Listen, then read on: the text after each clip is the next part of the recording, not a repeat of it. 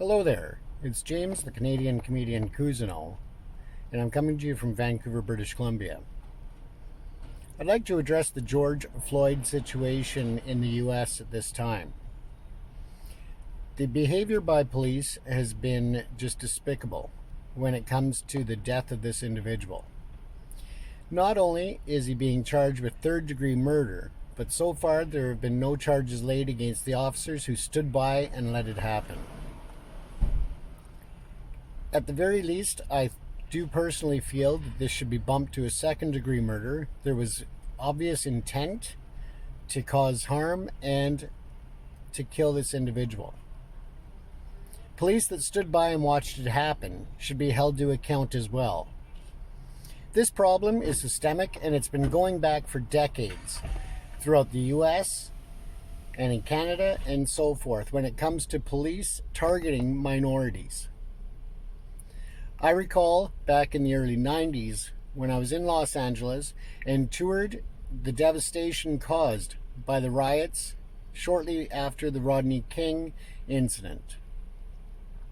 I toured Florence and Normandy, other areas of Watts and Koreatown, and I saw the devastation that was brought to these neighborhoods and to these small business owners and the communities as a whole. Burned out shells of buildings, of retailers, of homes, the lives lost and the people injured should have been a wake-up call. We're decades later and we're seeing the same systemic failure that we've seen for decades.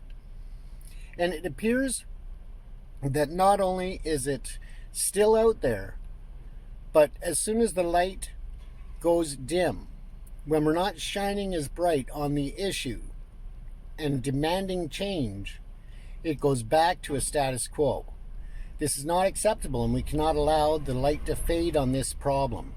We need to continue to demand change, and we need to make the changes now. Whether or not you look at the police and the code of silence that goes around the blue shield, that has to change as well. No matter what your opinion, in terms of what the individual did, he did not deserve to be killed.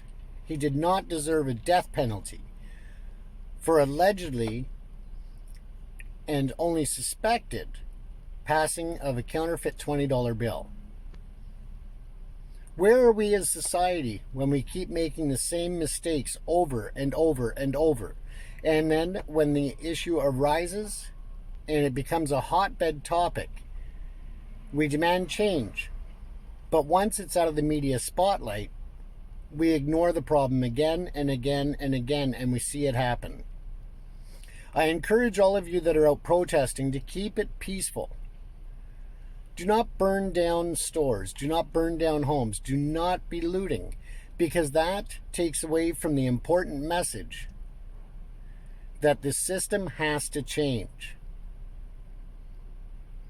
We need to make sure that we're not causing, and when I say we, I'm talking about society as a whole.